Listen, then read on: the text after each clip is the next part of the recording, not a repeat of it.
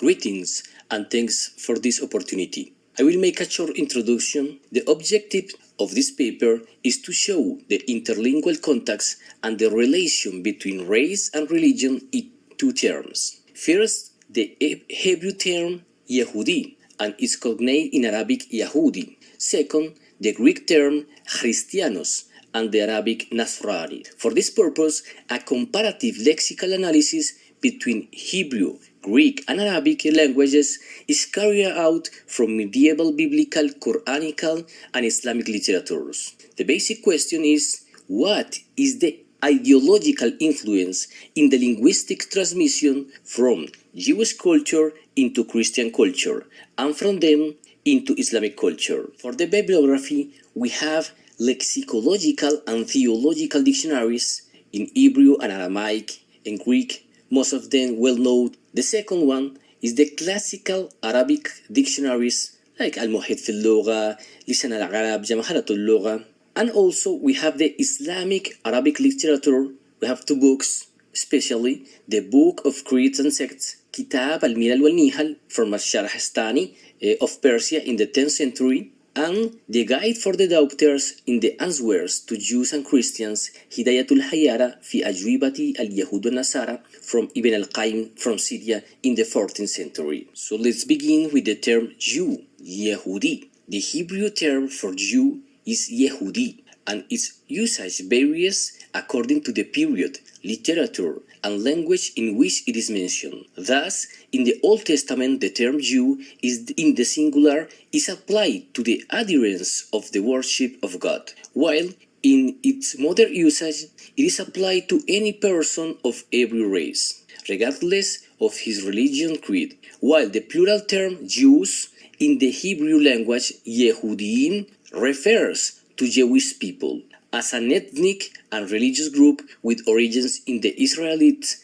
and Hebrews who reside in the historical lands of Israel and Judea, which shows the confluence of ethnicity, religion, and nationality in one word, and opens the possibility of political, theological, and even racist ideological uses. Biblical lexicons mention that Yehudi is the Gentile adjective for Judea, in Hebrew Yehuda, as in the book of Jeremiah, in Hebrew Ha'ibri beHa'ibria, in Greek Ton Hebraion Kaiten Hebraian, in Latin Hebraeum et Hebraeam. And now with the term Jew, Judaio. The Greek terms Jew, Judaios, and Judea, Judas, occur as an adjective on 9 occasions out of its almost 200 times. For example, in the Acts of the Apostles, Ei pendejo Paulos, ego anthropos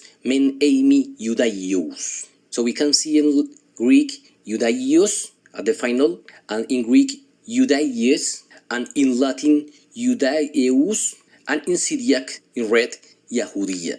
Judea also refers to various groups and to some individuals, and refers to a nation to differentiate itself from foreign nations such as Egypt or Israel. Most appearances occur in the plural noun, the Jews. Hoi Yehudaioi are referring to the race or the religion and opposed to non-Jews. For example, Greeks, Hellen, and nations or Gentiles, ta ethna. In John's Gospel, the Jews are presented in a restricted sense to those hostile to Jesus, especially the leaders of the Jewish nation, but he attributes to Jesus and his apostles a language by which they distinguish themselves from the Jews, just as if the latter came from an strange race in the Pauline epistles itself. So, a religious sense is forward in referring to the Palestinian Jews or in mentioning Jews by birth. Fisei Yehudaiau. In summary, the New Testament use of the term the Jews may refer to the Jewish people, the inhabitants of Jerusalem and its environs, the authorities of Jerusalem, or the people hostile to Jesus. The term Hebrew in Hebrew and Greek. One of the terms in linguistic and historical relation to Jews is the Hebrew term Ibri. That means Hebrew. In the biblical literature, the term is used by foreigners, Egyptians and Philistines, or is used to distinguish the Israelites from foreigners. According to the Jewish Encyclopedia, the expression Hebrews is used as a name for the Israelites in contrast to the Egyptians, in the midst of a national and racial reference, rather than a religious one. In the Masoretic text, the Hebrew term Ibri refers to four basic senses: to the name of a nation, to a social group, to an Israelite underclass in the pre-exilic community, and finally to an ethnic group that is not exactly identified with the Israelites. In summary, the term Hebrews is initially a legal term rather than an ethnic term. Then it becomes more general when it is used by foreigners to denote Israel, often in a critical or derogatory way, or when it is used by the Israelites themselves to distinguish themselves from foreigners, and thus acquires an almost national sense. The term Hebrew in Greek, Hebraios, the Greek translation of the term Hebrews, Ibriin, into biblical Greek Hebraios in the Septuagint version differs through the biblical text. For example, Abraham the Hebrew is translated in Greek as Abraham the Oriental, Abraham the traveler or the foreigner, which can also be literally translated to the one who is on the other side. In the literature of the Synoptic Gospels, the term Jew has a national and geographical sense, but above all, a religious meaning. Israel, in Jewish history, is the name of the tribe of Joshua, denotes the election from God, embraces their central beliefs, and under David's reign comes to denote the northern tribes as distinct from the tribes of Judah, whereas Judah is simply a political name for the tribe and then for the southern kingdom, and had no religious or sacred meaning. In conclusion, Hebraios in Greek refers predominantly to the language, Judaios to nationality, while Israelites, the most honorable title, refers to the theocratical privilege and glorious calling in Greek. Now, the term Christian in Greek. The term Christianos only appears 3 times in the New Testament. For example, in the Acts of the Apostles. Χρηματισai te protes en Antiocheia tous mathethas Christianos. Christianos in Greek, the last word, and we can see in Latin Christiani, and in Syriac, in the last word, Christiana. In this first appearance, the designation was probably applied to Christians by outsiders, and its name was originated in Antioch and presupposed a confession on Christ. In that case, the name was first given to the worshippers of Jesus by the Gentiles, but from the 2nd century onward accepted by them as a title of honor. Now let's see in Arabic, Al-Yahud, the Jews. The Arabic etymological root ha waw dal refers to the actions of repenting, taba, and returning to the truth, raja'a ila al-haq. In history, it is believed that Jew, Yahud, comes from the tribe of Judah. In Hebrew, Shevet Yehuda, and in Arabic, Sabt Yehuda. Although this is not a strong opinion due to the very hard Arabic phonetic change of the Arabic letter dal into zal. Of the 8 appearances of the term the Jews, al-Yahud, in the Qur'anic text, 7 of them mention in the same verse the Christians, al-Nasara, and the other mention them along with the associators, as in the verse أعوذ بالله من الشيطان الرجيم وقالت اليهود ليست النصارى على شيء وقالت النصارى ليست اليهود على شيء وهم يتلون الكتاب كذلك قال الذين لا يعلمون مثل قولهم فالله يحكم بينهم يوم القيامة فيما كانوا فيه يختلفون.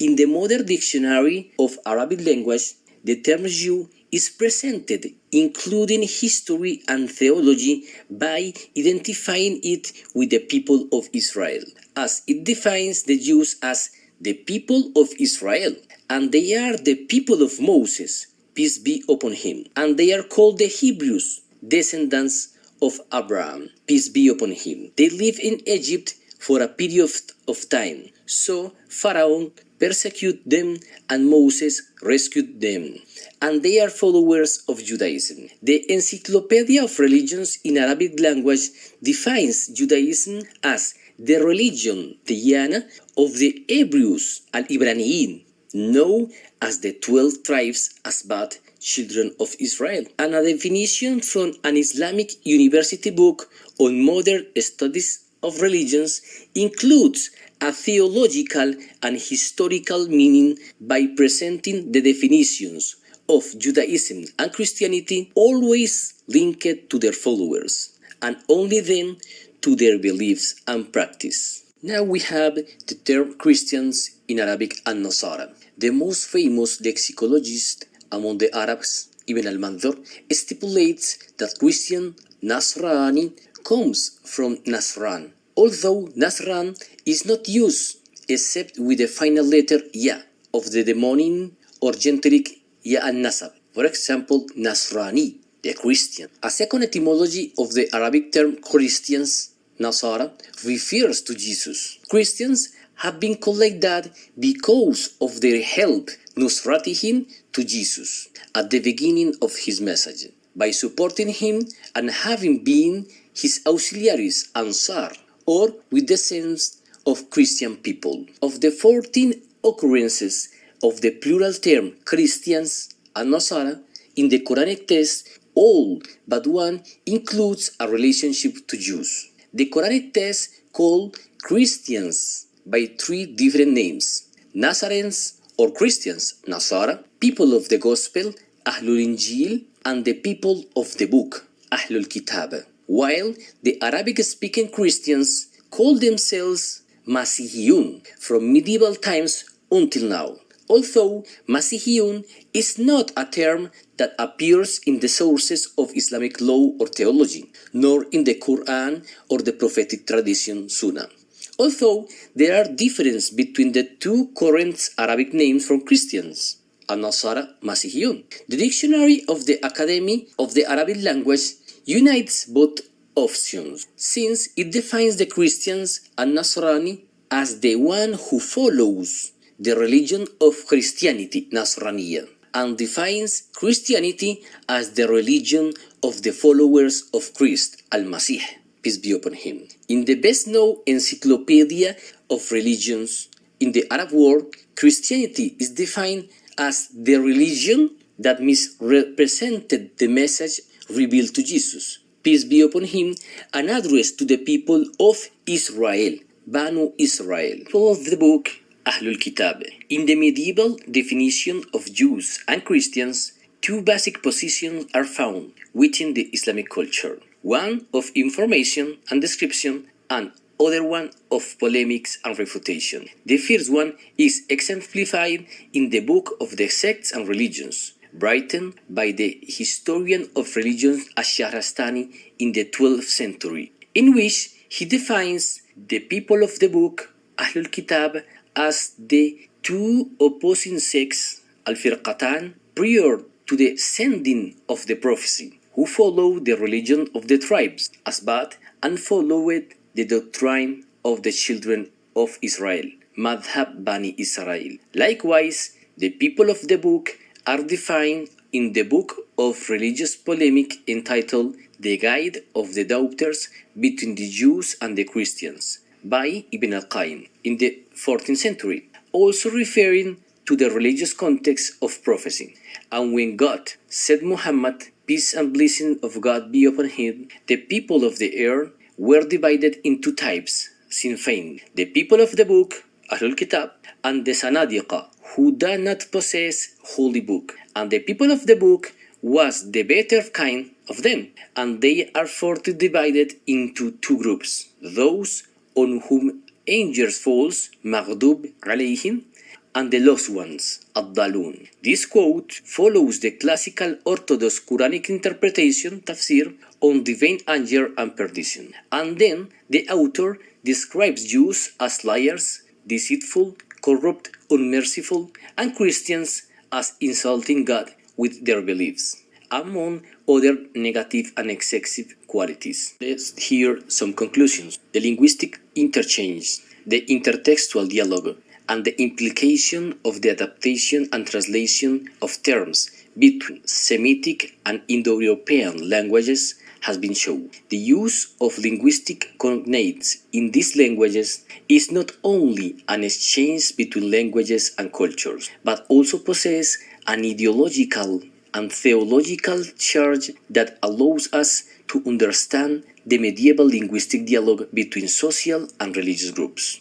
The terms Jew and Hebrew are not only synonyms, but cognates between Hebrew, Greek, and Arabic that converge and take a theological, sociological, and political use. The Hebrew language terms for Jews and Hebrews are used to differentiate between peoples, nations, and ethnicities and religions, but they also present the confluence of ethnicity and nationality, the sacred and the political, the communal and the religious. The definition of the Arabic encyclopedias of religion and the texts of Arab universities' curricula are not objective, but close to religious polemics, because their theological, polemical, and even political definitions bring together communities and religions in just one linguistic term. Linguistic analysis of Arabic terms from medieval Arabic lexicography